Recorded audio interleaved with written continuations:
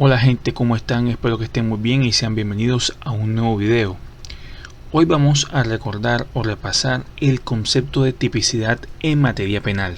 Y, sin más preámbulos, comencemos. ¿Qué es el tipo penal?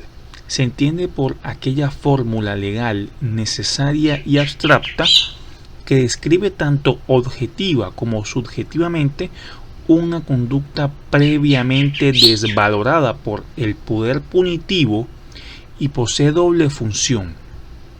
Una es posibilitar el ejercicio del poder punitivo y la segunda es facilitar la labor de contención y reducción de ese poder. Bueno, realmente, como ya lo sabemos, el tipo penal pues tiene que ver mucho con la tipicidad y tiene que ver mucho con el principio de legalidad. Recordemos que en materia penal ninguna conducta y ninguna pena puede imponerse sin estar previamente establecida en las leyes, sin estar antes de la comisión de la conducta ya escrita en el código.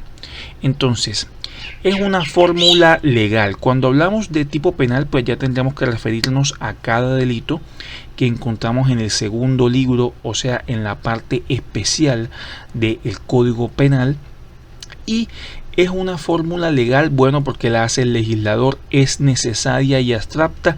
Bueno, es necesaria para respetar la dignidad del ser humano, para que las personas puedan moverse con libertad, sabiendo qué es lo que está prohibido, cuáles son las conductas que se consideran delitos, lógicamente para proteger a las personas y también para prevenir los daños y también, ¿por qué no?, para que haya menos sanciones. Y es abstracta porque cada tipo penal, bueno, unos en mayor medida que otros, se refieren a un mundo de situaciones que, dependiendo de la fórmula que tenga el tipo penal, de sus elementos, va a ser un poco más o un poco menos abstracto. Me explico. El delito de homicidio, se dice que el que matare a otro incurrirá en una pena de tantos años. Bueno, fíjense cómo el delito de homicidio solamente exige, prácticamente como su requisito principal es matar a otro.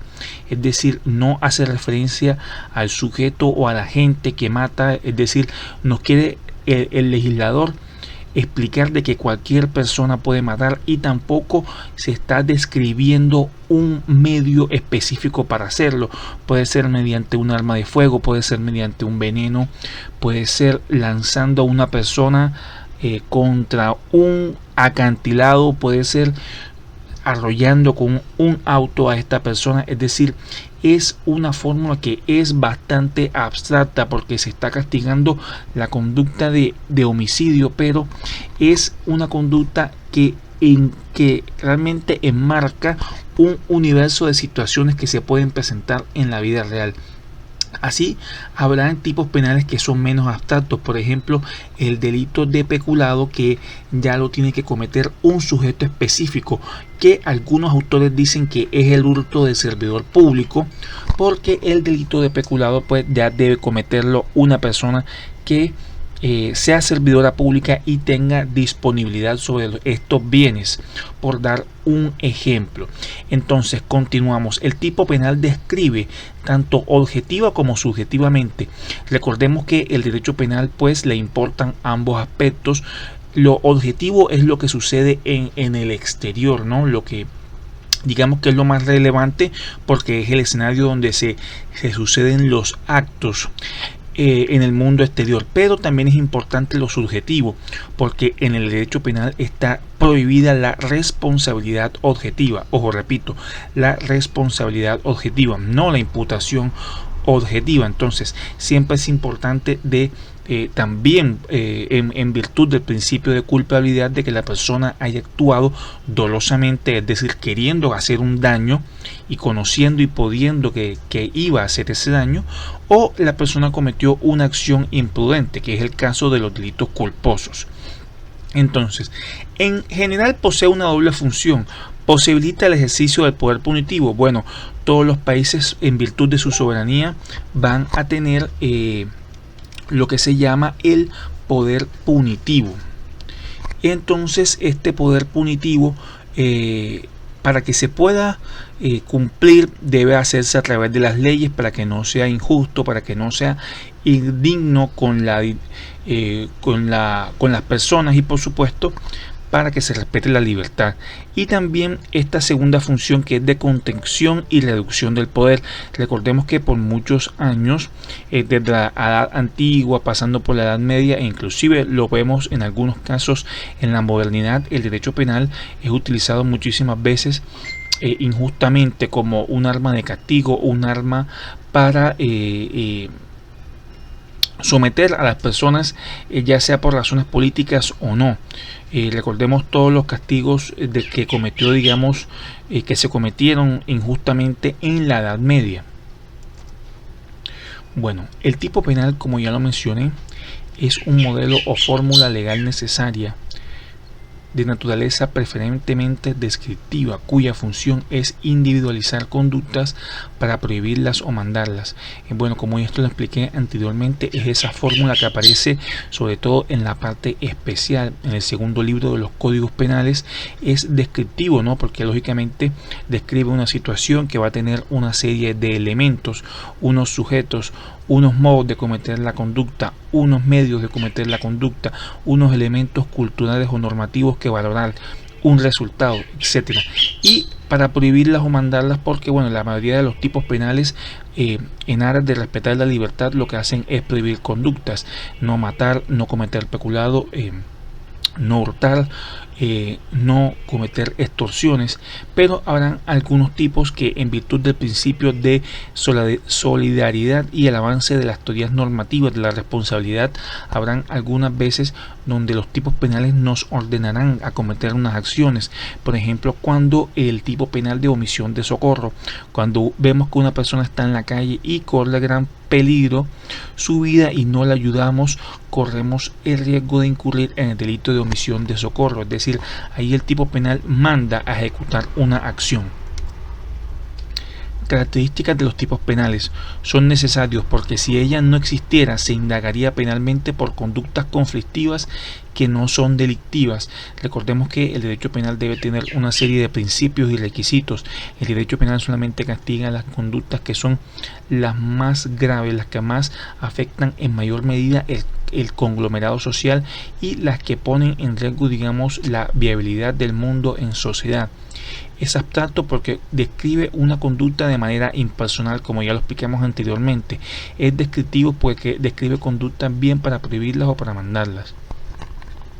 Y hace un juicio negativo. El juicio negativo pues lo hace la sociedad, lo hace específicamente el legislador, por parte del que es el poder punitivo, no por parte del poder punitivo, que se traduce en un tipo penal. Elementos descriptivos del tipo penal: son locuciones de fácil comprensión intelectiva que representan las personas, las cosas o lugares que componen la materia de prohibición o mandatos. Aquellos que el autor puede conocer a través de los sentidos. Son objetos del mundo exterior que se pueden conocer sin hacer una especial valoración. Elementos descriptivos del tipo, que es la misma explicación que vimos anteriormente, solamente que aquí vamos a verlo de forma desmenuzada, de forma específica. Los elementos descriptivos, que son aquellos que son fácilmente comprensibles por el intelecto, que los comprendemos y los absorbemos en nuestra mente por medio de los sentidos más básicos que tenemos los seres humanos, son el sujeto activo, que es aquella persona que lleva a cabo la acción prohibida. Es decir, es el sujeto agente, el que realiza el delito, el que realiza el verbo rector. Por ejemplo, en el caso del homicidio sería el que mata. El sujeto pasivo, que es el titular del bien jurídico lesionado, es decir, es aquella persona que es dueña del bien jurídico, del derecho fundamental que está siendo lesionado con el delito. El objeto material es la persona o cosa o fenómeno sobre la que recae la acción delictiva. Puede ser real, personal o fenomenológico. El objeto material es sobre el objeto sobre que recae la conducta delictiva. Por ejemplo, en el homicidio el objeto material será en la persona y su integridad personal y física, es decir, el cuerpo humano. En el hurto, lógicamente, el objeto material es el objeto hurtado. Si es dinero, pues será dinero; si es la cartera, será la cartera, etcétera. Y el objeto material, lógicamente, se puede dividir en tres: en personal, cuando recae sobre una persona, por ejemplo en el caso del homicidio; real, cuando recae sobre una cosa; y fenomenológico, cuando recaen, dicen los autores, en un fenómeno jurídico, por ejemplo el patrimonio moral, el honor, la honra, por ejemplo, son fenómenos jurídicos.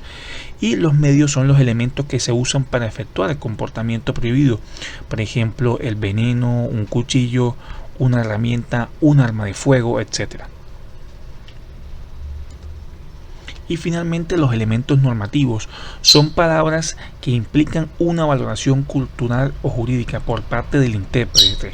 Pueden hallarse definidos en la ley; en ese caso son legales, por ejemplo el concepto de ajeno; o fuera de ella, que en tal caso son extralegales. Bueno, a veces los tipos penales, en virtud de la materia que están regulando, se ven abocados a utilizar ciertas palabras, ciertos conceptos que implican una valoración, es decir, no es tan simple comprenderlos como elementos descriptivos que se comprenden con el uso de los sentidos. No, aquí hay que hacer una operación mental, una valoración, y van a haber legales o extralegales, y serán culturales o normativos. Por ejemplo, en el caso de los normativos tenemos el concepto de ajeno.